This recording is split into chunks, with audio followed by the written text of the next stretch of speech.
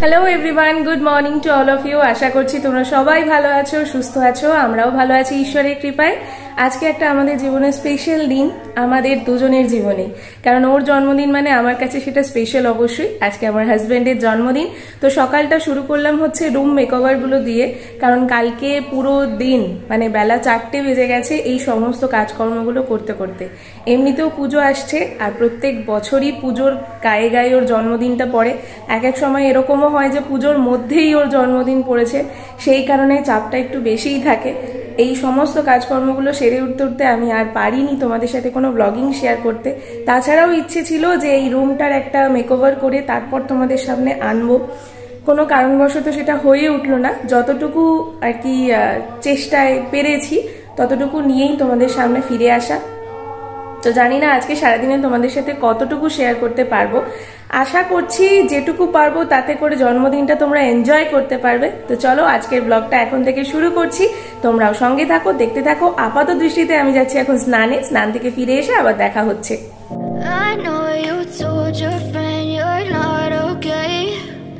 Tell me what's wrong and why you never said you felt that way.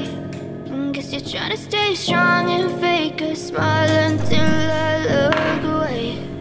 But I've known you too long, it hurts to watch your blue eyes fade to gray as you fade away, as you fade away.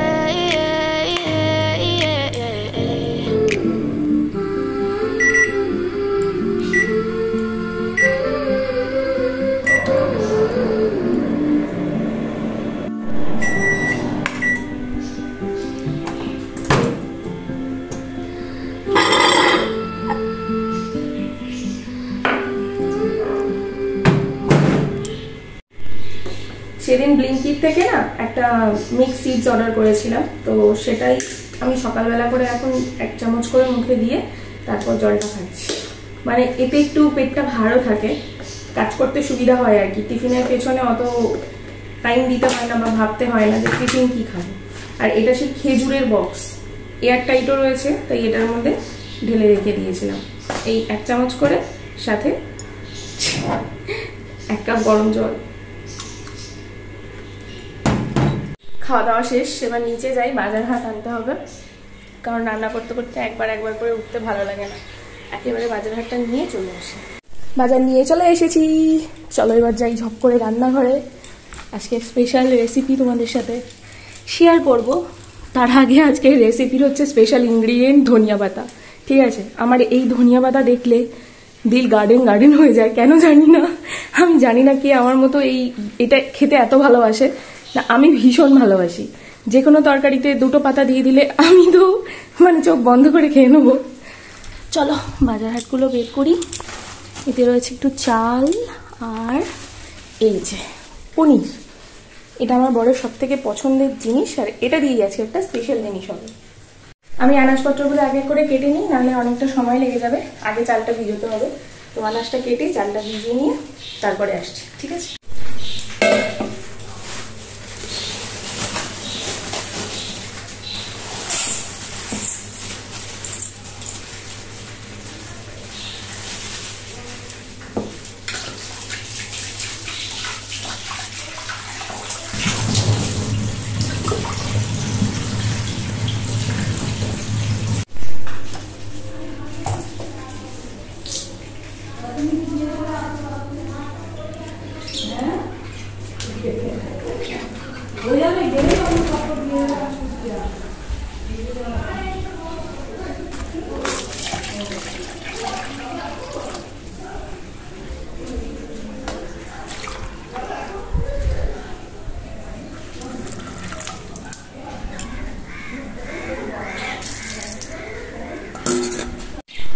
গাছে জলটা দিয়ে গেলাম, এতে 1 কাজে 2 কাজ হলো। চাল ধোয়া জল দিলে গাছের গোড়াগুলো ভালোও থাকবে, গাছের গ্রোথটা ভালো হবে, আর সাথে করে চালটাও ধোয়া হয়ে গেল, গাছে জলও দেওয়া হয়ে গেল। কতগুলো কাজ হলো বলো তো। এবার ফ্যান চালাচ্ছি, আর কিছু শুনতে পাবে না। ফাইনালি আনাজ কাটতে বসছি এবার।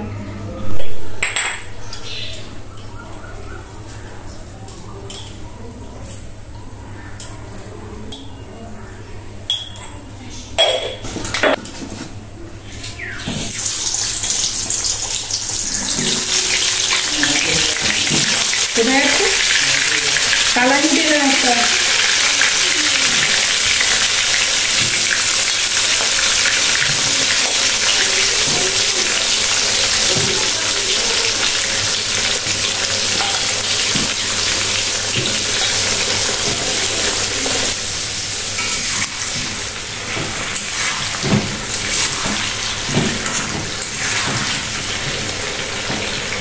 চিকেনের জন্য ওদিকে আলুটা বসিয়ে দিলাম আর এদিকে গরম জল তো হচ্ছিলই, তার মাঝে এবার চালটা দিয়ে দিচ্ছি।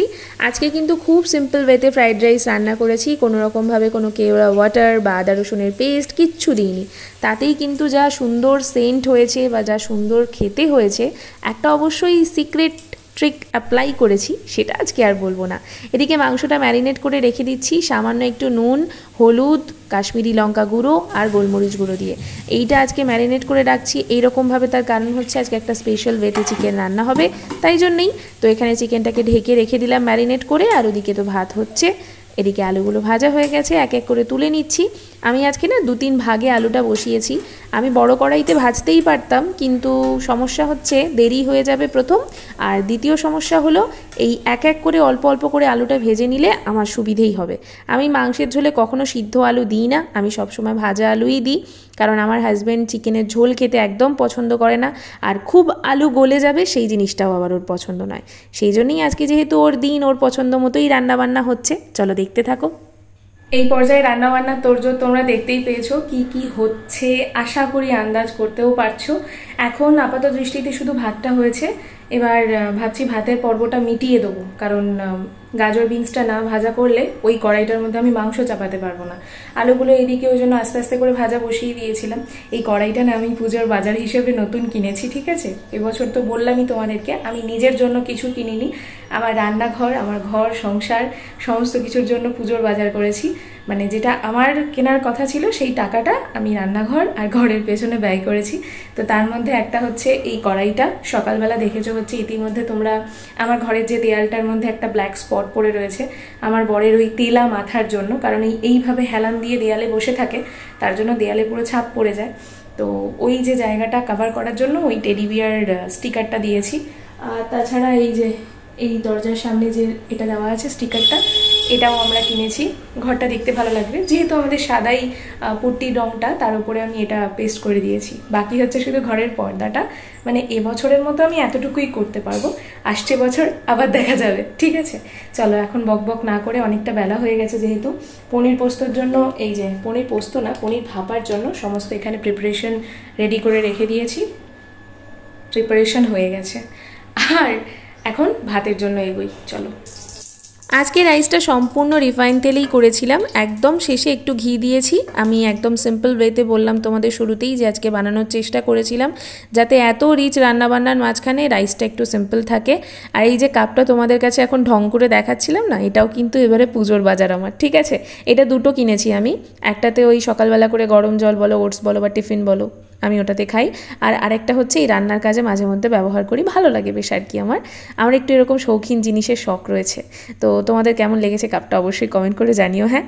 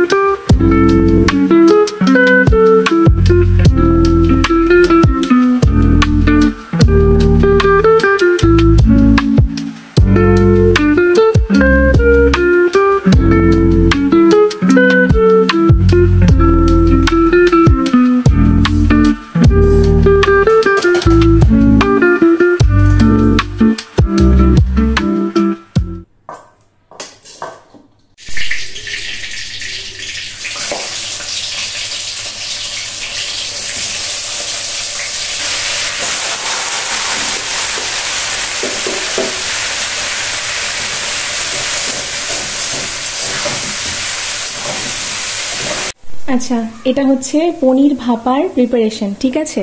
আমি এটা এখন মাইক্রোওয়েভ করতে দেবো 15 মিনিটের জন্য, দেখা যাক তারপর কি হয়। প্রথমবার মাইক্রোওয়েভে রান্না করছি, কোনো রকম এক্সপিরিয়েন্স নেই, আর রেসিপিটা জানা থাকলেও মানে মাইক্রোওয়েভে ফার্স্ট টাইম, দেখা যাক কি হয়।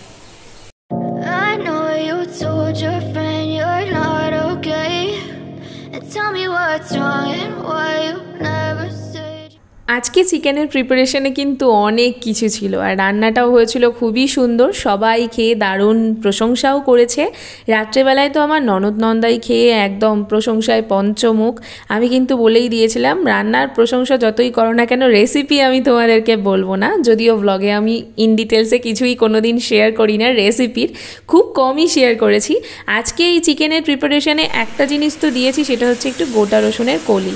হ্যাঁ, পুরো গোটা রসুনটা ঠিকই দিইনি, কারণ সাহস হচ্ছিল না, কেমন হবে ফার্স্ট টাইম তো সেই জন্য আর কি। নুন মিষ্টি ঠিক আছে কিনা একটুখানি চামচে করে সাইড থেকে নিয়ে আলাদা করে রেখে দিয়েছি, সেটা টেস্ট করে দেখছি। অসাধারণ খেতে হয়েছে মাইক্রোওয়েভে বস। আমি এক্সপেকটেশনেই ছিল না যে এত সুন্দর খেতে হবে, বিশ্বাস করো।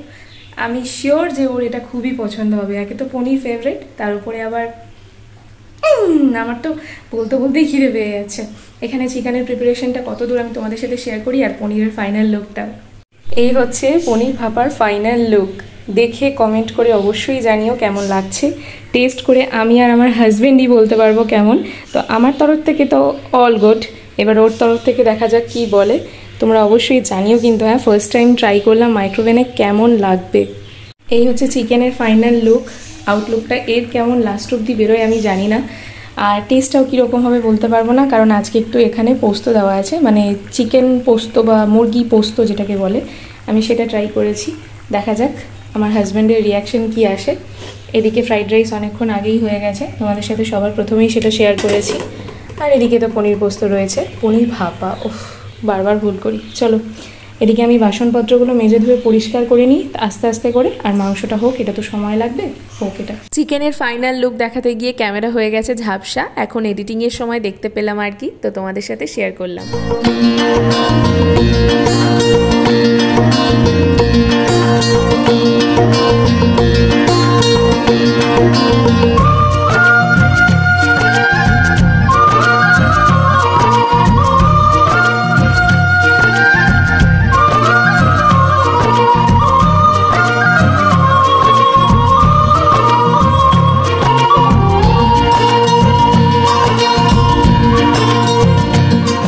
Happy birthday to you. Thank you.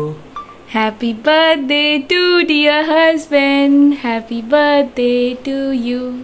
চলো Thank you. খাওয়া দাওয়া শুরু করো। As এত usual. খাবার একসঙ্গে? হ্যাঁ, এই তো আর 3-4টে ক্লোন তৈরি করতে হবে, তবে এত খাবার একসঙ্গে খেতে পারবে। নাহলে আমি তো এত খাবার অনেক কিছু তুলতে হবে। খাওয়া শুরু করো, তারপর দেখছি কি তোলা যায় আর কি খাওয়ানো যায়। চলো চলো শুরু করো শুরু করো। ডাল, এটা পনির ভাপা, পনির, আর চিকেন পোস্ত, পটল, এগুলো মা আলু করেছে। ভাজা, আর এই ফ্রাইড রাইস থেকে নিয়ে পনির আর চিকেন আমি করেছি। ঠিক আছে, রাতের খাবার গেল। আরে চলো চলো শুরু করো, সব ঠিক হয়ে যাবে। চলো চলো দেখি একটা ছবি তুলে নি। আজ স্বপ্ন সুখের ছোঁয়াতে আছে নামলো আকাশ দোহাতে, আজ স্বপ্ন সুখের ছোঁয়াতে কাছে নামলো আকাশ দুহাতে, মেঘ ভাঙা চাঁদ ভেবে ওকে মানে না তবু হতে মধুরাত কত বাকি, মানে না দেরি মন হায়। আজ স্বপ্ন সুখের ছোঁয়াতে কাছে নামলো আকাশ দুহাতে।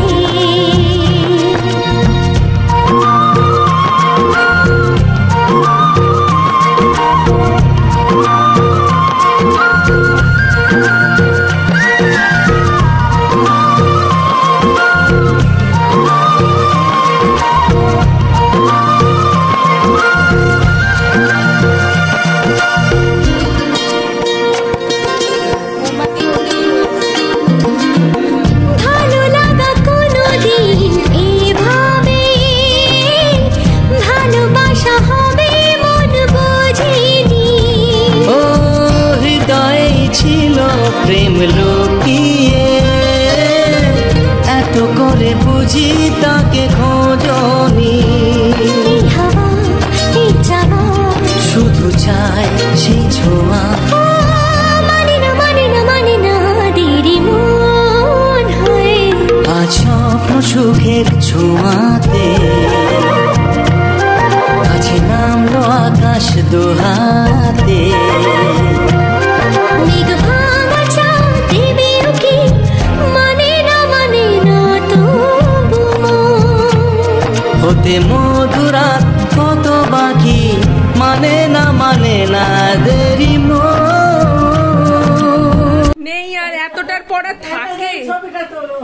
হ্যাঁ ভালো লাগছে তোমাকে, এই যে খুব সুন্দর লাগছে। ওদের বিবাহ বার্ষিকী কেউ আসবে না, ওরা খাবার দিয়েও রাখে।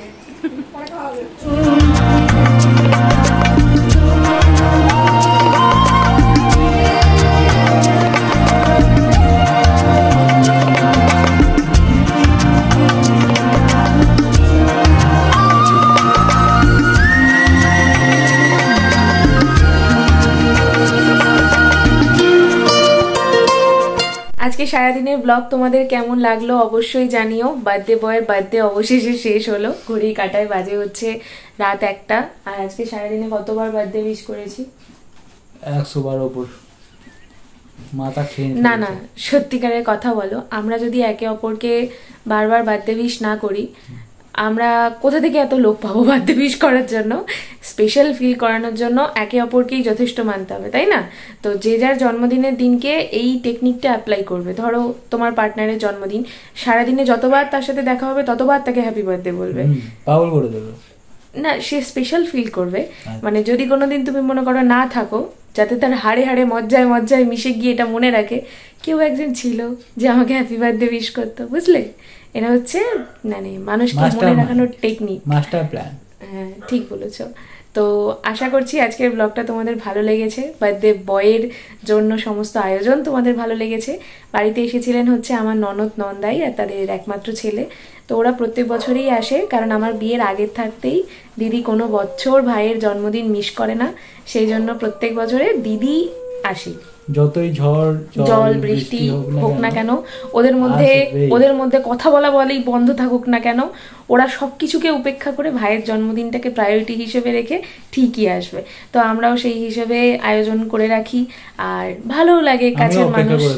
হ্যাঁ এটা কিন্তু ঠিক কথা যে আমরা অপেক্ষাও করে থাকি, কারণ আমরা জানি দেখবে কেউ এলে না মনের মধ্যে একটা আশা থাকে যে হ্যাঁ আসবে, কেউ আসুক না আসুক সে আসবে, এই আশাটা একটা হয়ে যায়।